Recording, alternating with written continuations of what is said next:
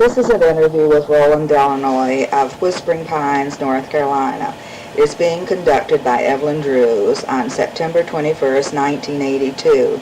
The interview is taking place at my house, 32 Hudson Street, Hastings-on-Hudson, and is for the Hastings Historical Society. Roland, where were you born? Hastings-on-Hudson. Where in Hastings were you born? On Main Street. Do you recall any of the houses or? Yeah, known as the Mills cottages. There were four of them. The Murphys lived on one side, the Delanoys, the Beavers, and then the Brees. The Brees. Yeah. Mm-hmm. How many people were in your family, Roland? Well, there's two sisters, one brother, and myself and my father. And you were the baby? That's right. Yeah. Your mother died when you were quite Very young. Yeah. How old were you when your mother died? Oh, I imagine around 7 or 8. Mm-hmm. Yeah. Do you know where the Delanoy name came from? All I know is connected with Delano, the Roosevelt family. That's all I know. I never traced it. Do you know about your mother's name? What was your mother's maiden name? Beavers. And there's a street near me, Beaver Street. How did... That was named after my uncle, Judge Beavers. Judge Beavers. Do you have any more relatives in Hastings? Not at the present time. Oh, my sister. She's Just your sister? Yeah, her name is Fredericks now. Yeah, Millie Fredericks. Yeah. And your brother lives in North Carolina? Asheville, North Carolina. Yeah, and that's your brother... What's your brother's name who lives? Curtis. Curtis lives in North Carolina now, and your other sister is dead. Yeah. That's right. Oh, do you know the background of your mother's family, where they came from? I know they came from Germany, and they came over on a cattle boat, I know that, and Your mother's grandmother. No, How my far mother- back did they My mother's go? mother and father came over on the boat. And where did they come from? Germany. Judge Beavers is one of the family from over with them. How many in her family? Was that a big family?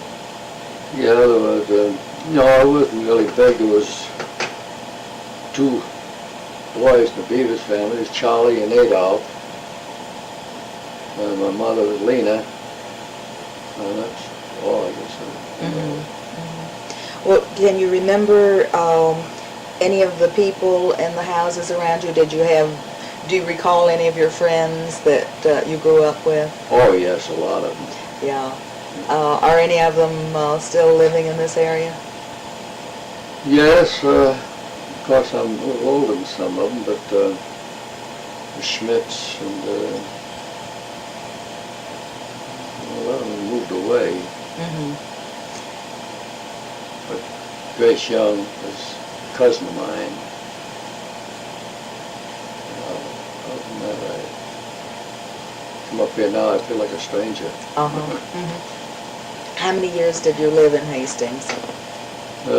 70 years. Yeah, and moved to Whispering Pines from Hastings. Yeah, 1970. Yeah.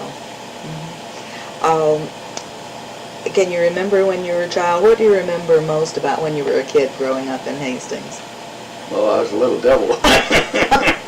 Well, I've heard that said, yes. I used to have a great habit of running away when I was very young, and they used to chain me in a tree in the backyard. That's child cruelty. That's the way you treated naughty kids in those days. Where did you run to? Any place to get out of the yard. The place was all fenced in, so, but I used to jump the fence anyway and go away. I was very small then, maybe 3 or 4 years old. So. But climbed the fence and ran away. Millie told me that when she was a kid that you weren't allowed to come over this way to Uniontown. Were you ever aware of that? I went all over. It didn't bother me. I went over Little Cooney Island over here. And old Pop Shea had that place at that time.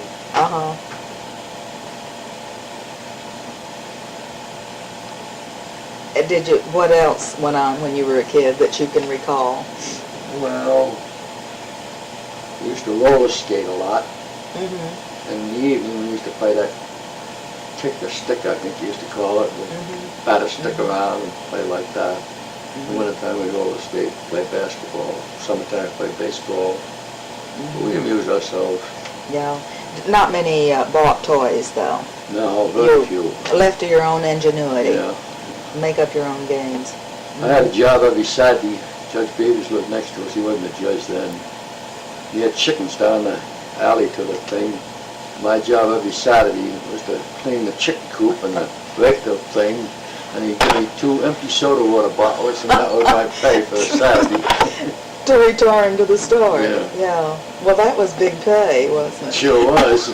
Very few kids had a penny in their pocket those days. Where did you spend all that money? Well, there was a place called Gazura's that had a candy store right on Main Street there. That's about all I could afford. Yeah. How long did you live on Main Street? Oh, let's see, I think I was about 17 years old when my father built that house up in Linda Park. And you went to the little school right next to you there. And how many grades in that school, do you remember?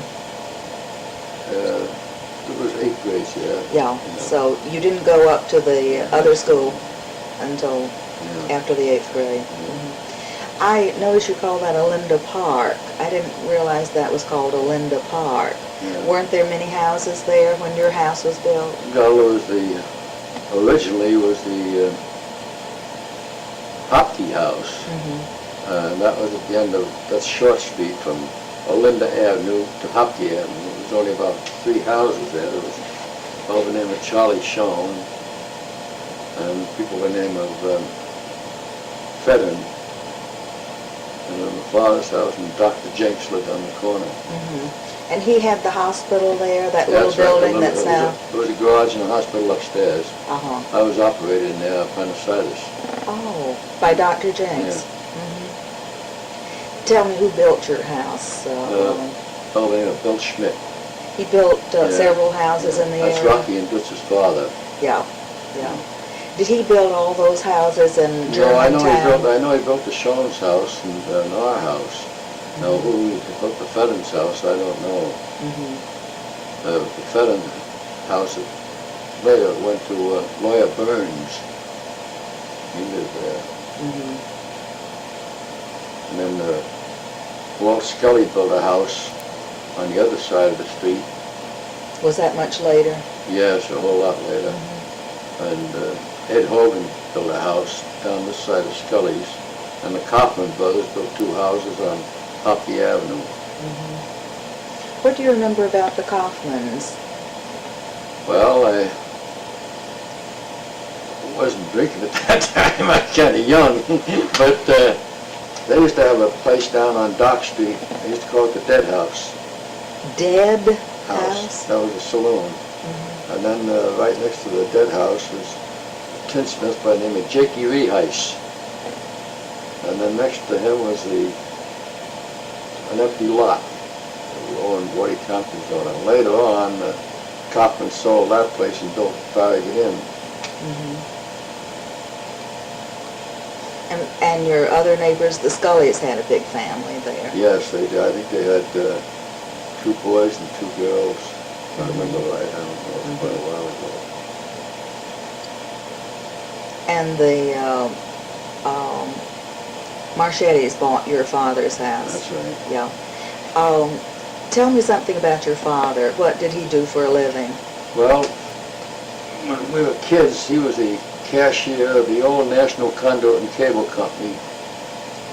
No, before that he was in the railroad business. He was the youngest station master on the road at that time.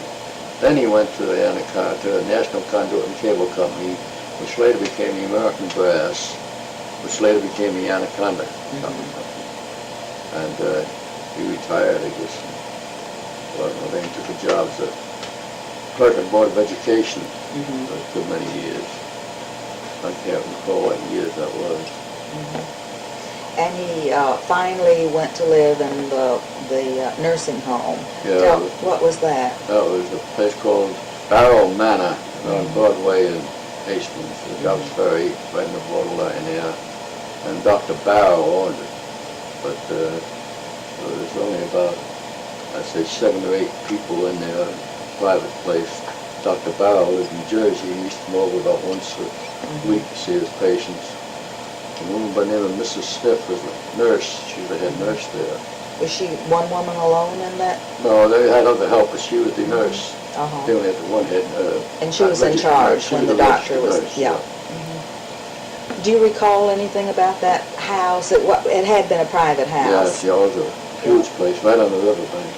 Yeah. Beautiful. Can you recall how it looked? Well, just like a great big houses in the state, more or less.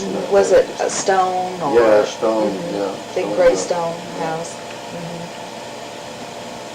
Beautiful view of the river. Yeah, right on the riverbank there.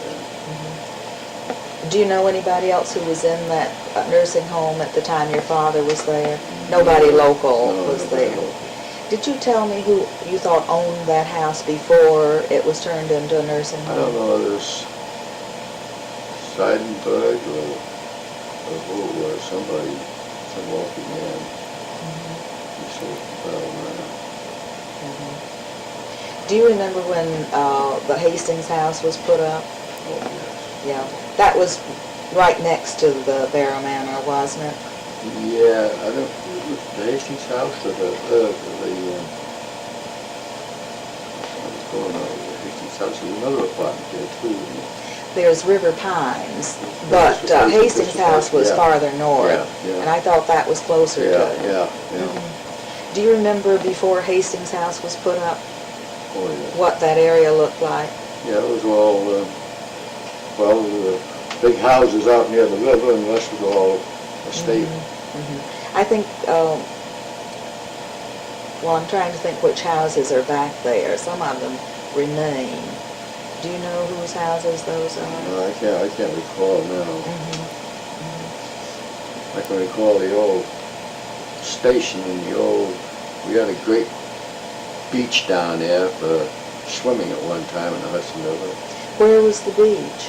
Right where the courtyard was, but it was a good sandy beach. And, had the sand been brought in, or was it natural? Just there before they built the upper mill of the Anaconda there, all along through there. And my grandmother owned the Beavis Hotel right along the railroad tracks. And that was before the overpass and anything else. And my uncle and Woody Tompkins bought Ferguson's coal yard, and they were in the coal business for a good many years.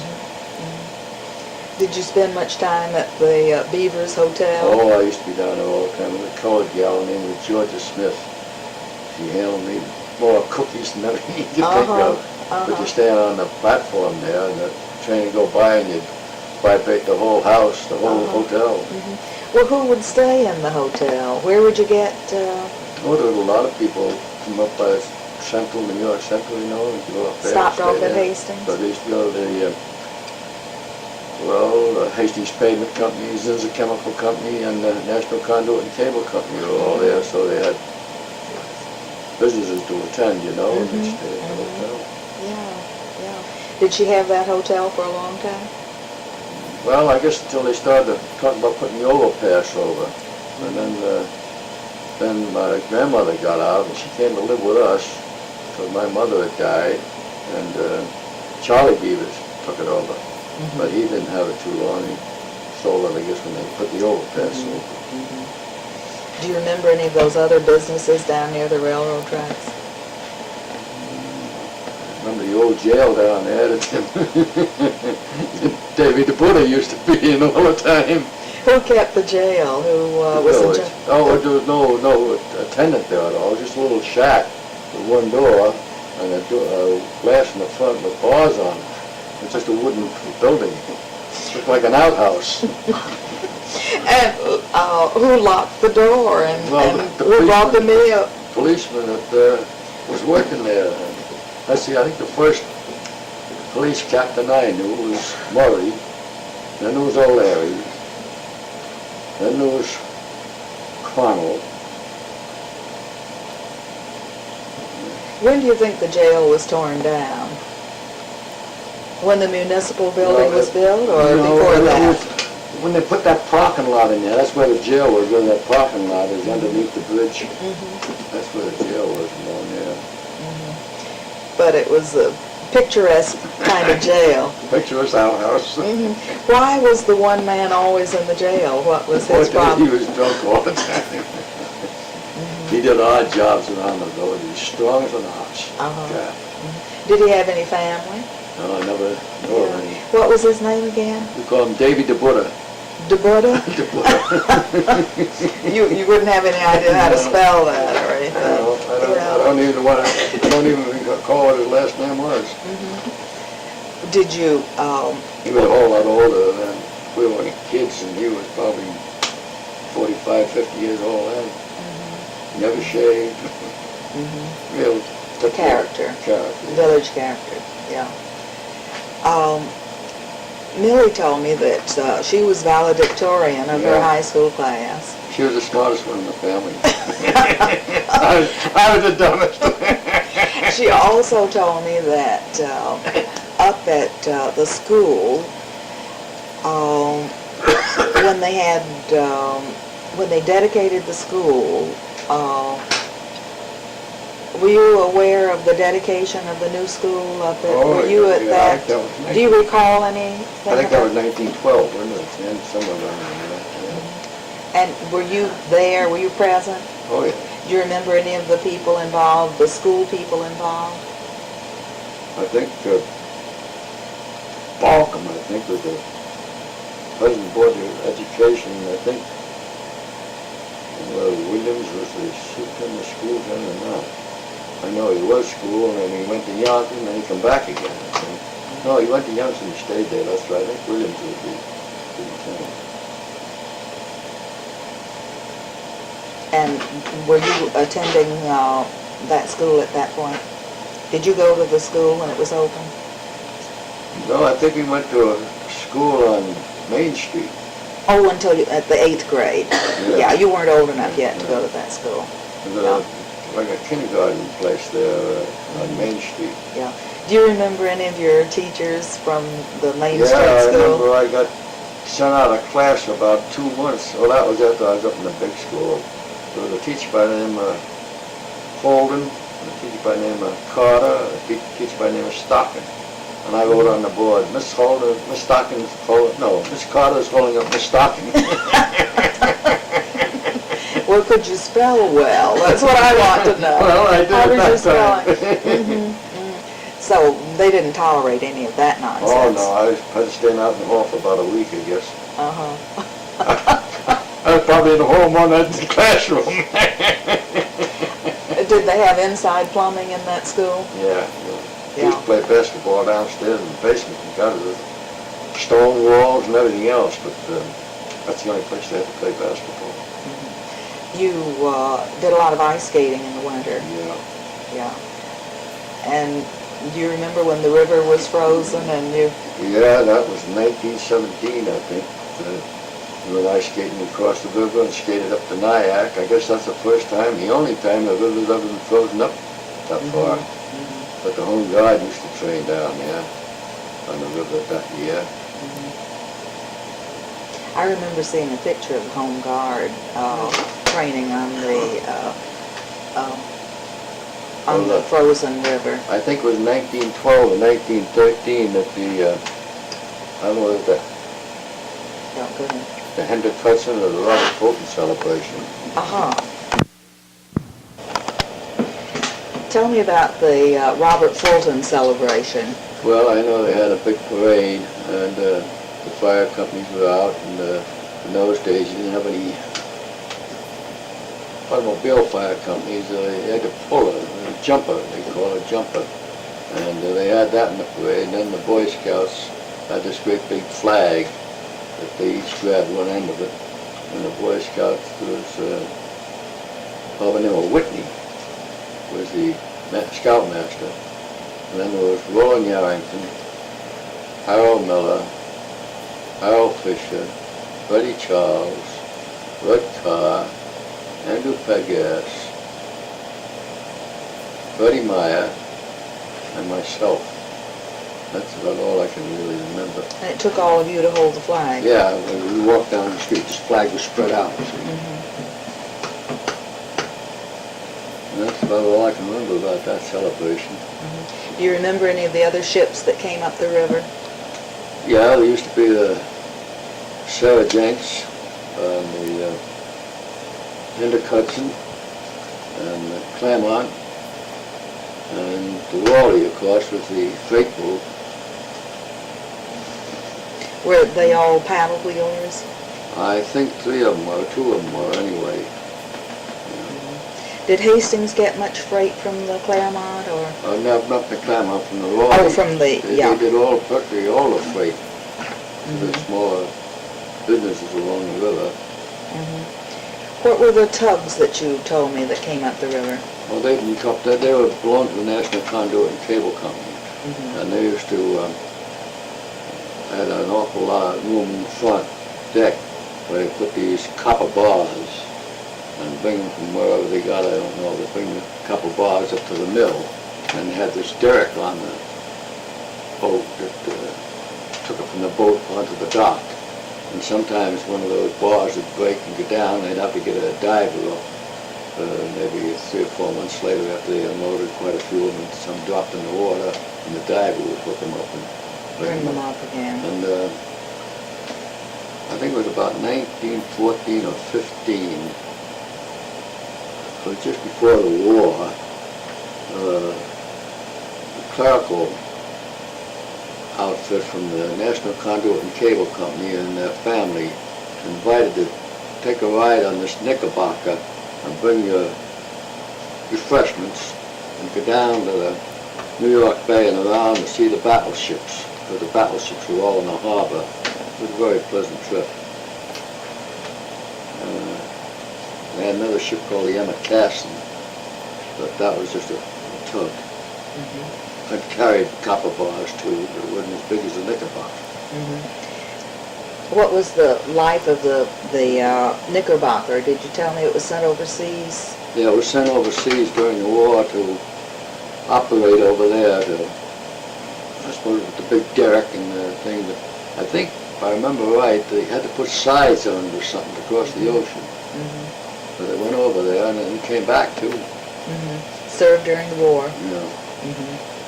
You don't know where it went? First World War, you know. Yeah, you don't know where it went during that war? No, I don't, but I know it came back here and was working again, but then I think the National Conduit and Cable Company got out of business and some company took it over, and it became more of a brass operation rather than copper. Before it was just copper wire and things like that. But they didn't bring any more copper up. I don't know whatever happened to that. Do you remember the old tally-ho that Oh, came yes, through? yeah. What do you remember about that? Well, I remember the big stage coaches they used to have, and there was 6 horses on them. They'd come from New York, and I think they came from the Claremont Hotel. Probably up to Longview and here, and then up to Sleepy Hollow. But there's one stable, I remember, where the La Barranca is now. There was a stable there. And there was another stable just beyond where the A&P is on the Christie estate. And now where the A&P is was the exercise circle for the horses. And Joe Devine, we used to call him Yachty Devine, was a stable man up at Christie estate. And I used to help him exercise these horses. He promised me a pony and he never gave it to me.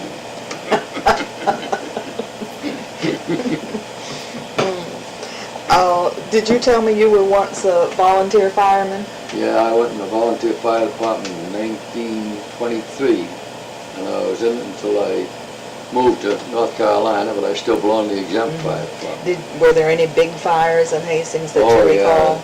The Hastings Pavement Company, I was in on that fire. That was a bad one. What do you remember about that? I remember I had a date and never kept the date because it started at 5 or 6 o'clock at night. And you were all dressed for the all day? All dressed there, and we got so soaking wet I had to cut my necktie off and ruin my clothes, but that was the fireman's duty, so he didn't. But that was a bad fire. That was a bad fire. What made it so bad? Well, it was all metal on the outside, tin outside, and you couldn't get inside to fight the fire.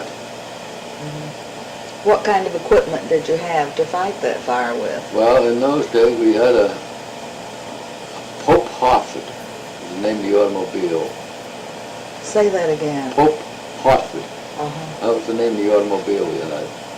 And Uniontown had a, I don't know what kind they had, but they come over. And Riverview Manor come down, but they didn't have big equipment like we did. Well, that was a bad fire. Did you pump any water out of the river, or did you have enough hydrants? Or? Oh no, they pumped out of the river with that. That was a pumper, that Pope Hartford was a pumper. And then they had fire hydrants too, you know. That was a bad fire. But it burned completely down. Well, it gutted the whole thing out. I mean, it didn't burn down for the metal on the outside. Right. It was all warped. And all the equipment inside was just warped to pieces, you know. Do you know what kind of labor they had at the Hastings pavement company? Well, regular labor. They made blocks, cement blocks, you know. And I think they did all their hauling, you know, by, well, at that time, automobiles were out. And they hauled by automobile trucks to different places. As a matter of fact, Hastings had its own pavement block. They paved all the buildings of Hastings with those blocks. At first, they only paved up to where the youth center is in the street and all of Warburton Avenue, and then gradually they do more. Do you remember when you were growing up, were there mayors, or what kind of government did we have in Hastings? Well, at first we had a president. There was a president of the village. Do you remember who that was? I know Colonel Zinser was one, but who was before him, I really don't know. Frazier wasn't that. But I know Zinser was president one time. And I think the first mayor they ever had was Reynolds, I'm not sure. Do you remember any of those early mayors? Well, I didn't know them personally, you know what I mean, but I knew who they were. Knew who they were. And things like that, but well, they were so much older than I was. Yeah.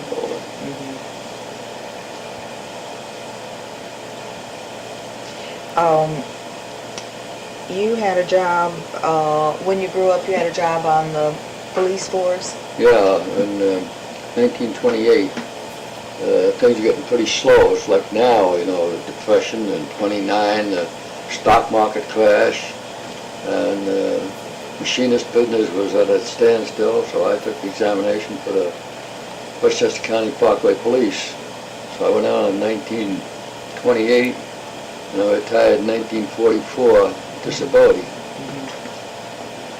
In 1928 I went on, and then 1930 I met my bride. Who was your bride?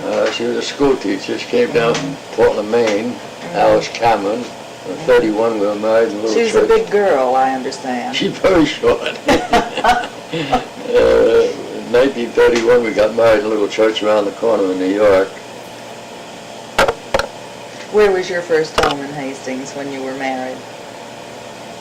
To La Barranca, wasn't it? You know, La Barranca. My wife had a apartment there with two other teachers. And when they got married, the school year ended, the teachers got out and Al and I took the apartment for the remainder of that summer. And then we went to an apartment in New York, in the Yonkers, for about 6 months. And then we bought a house on Kent Avenue. Kent Avenue. You were on Kent for a long time, I weren't was you? there all our lives. Yeah, We went to North Carolina. Do you remember when La Barranca was built? I remember, but I Don't know the year. I don't know the details of it. I remember going up there. And you still go to Maine every summer? Yeah, so far I'm lucky because we walk. Tell us about your place in Maine, where you're located in Maine. Well, we were on Little Sebago Lake. I had 2 acres right on the lake. It was on a sort of a peninsula.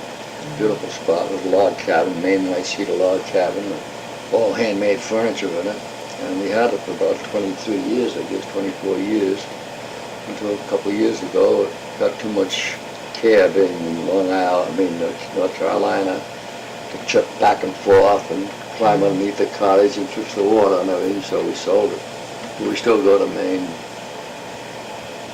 every summer. We haven't spent a summer in North Carolina yet. It's awfully humid down there. Do you miss Hastings? Not particularly.